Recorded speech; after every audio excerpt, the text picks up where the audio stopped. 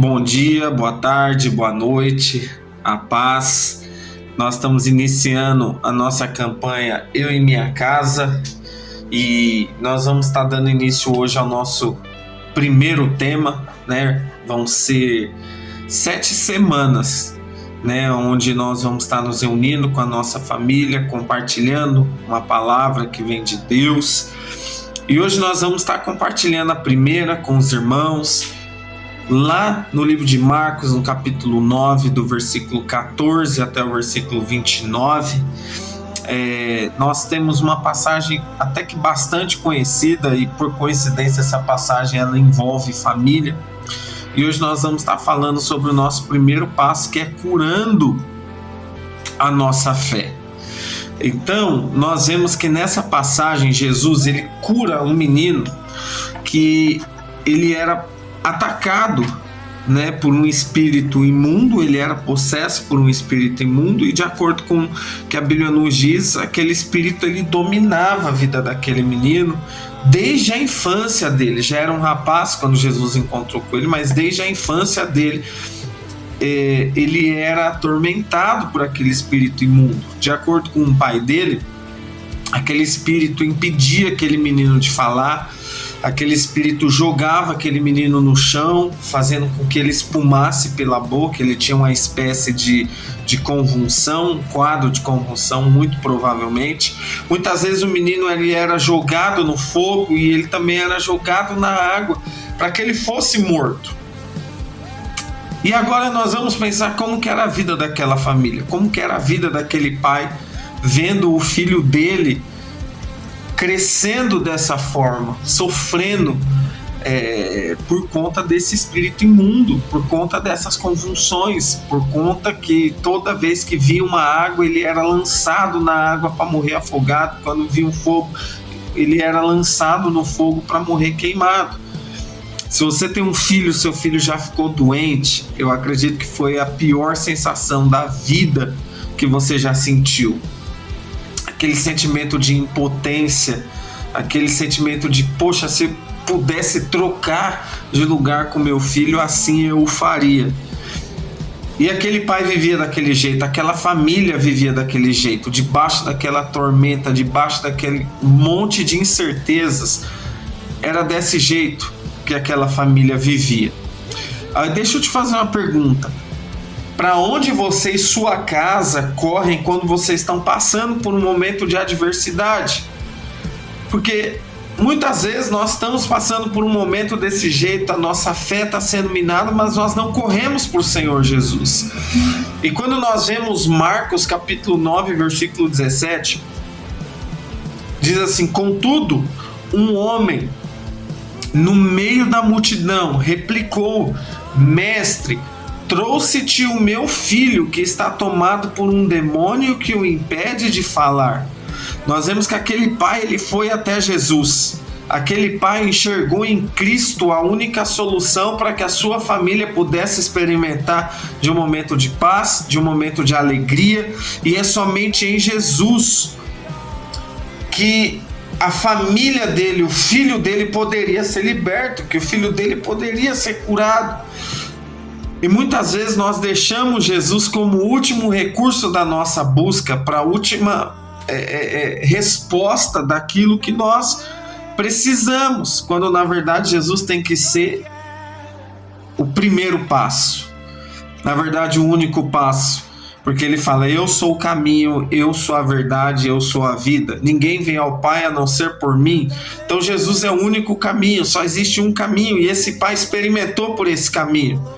Esse pai foi direto na fonte que poderia curá-lo. Talvez a Bíblia não nos diz, mas talvez ele já tivesse tentado em tantos outros lugares. Mas um dia ele ouviu falar que Jesus passaria por aquela região. E ele resolveu correr até Jesus para expor aquilo que estava causando tamanha dor, não só para a vida do menino, mas toda aquela família estava sofrendo. E antes de curar aquele jovem, que eu acho interessante que Jesus não curou aquele jovem primeiro. Primeiro ele curou a fé daquele homem. O pai do menino disse para Jesus: se tu podes fazer algo, tem compaixão de nós e de alguma maneira ajuda-nos. E Jesus respondeu para ele: se podes, tudo é possível para aquele que crê. Está em Marcos capítulo 9, lá no versículo 23. Se podes, tudo é possível para aquele que crê. Então Jesus leva a conversa para a área que mais precisava de cura sobre a vida daquela família, que era a fé. A fé daquele homem precisava ser restaurada, pois uma fé curada, ela abre portas para o sobrenatural de Deus. Uma fé curada, ela abre portas para experimentarmos os milagres do Senhor. Então você percebe que antes de curar aquele jovem, Jesus falou: tudo é possível para aquele que crê. Todas as coisas são possíveis para aquele que tem fé. E por mais que talvez você esteja passando junto com a sua família por um momento difícil, o que precisa ser curado antes do seu problema, antes dessa dor, antes dessa enfermidade, é a nossa fé.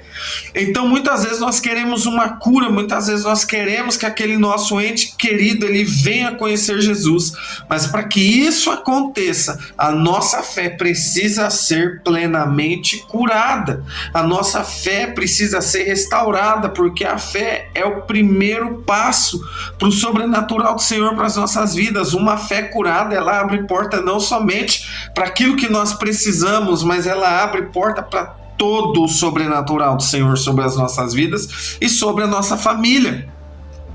Você já perdeu as esperanças?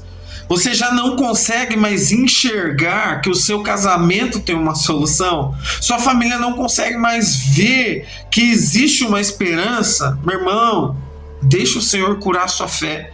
Deixa o Senhor curar a fé da sua família para que vocês possam viver e desfrutar do melhor de Deus nessa terra. Creio que Jesus quer curar a fé de sua casa. Afinal, não foi isso que Paulo disse para o carcereiro? Lá no livro de Atos, capítulo 16, versículo 31. E eles disseram: crê no Senhor Jesus e serás salvo tu e a tua casa. Então nós vemos que a fé era a porta de entrada para a salvação, como a fé é a porta de entrada para a cura, como a fé é a porta de entrada para a intimidade com o Senhor. A fé é o firme fundamento, de acordo com a palavra de Deus lá no livro de Hebreus. A fé é a porta de entrada para todo o sobrenatural. Talvez você esteja lendo ou ouvindo isso e pensando consigo mesmo: mas eu não tenho mais fé, ou a minha fé é tão pequena.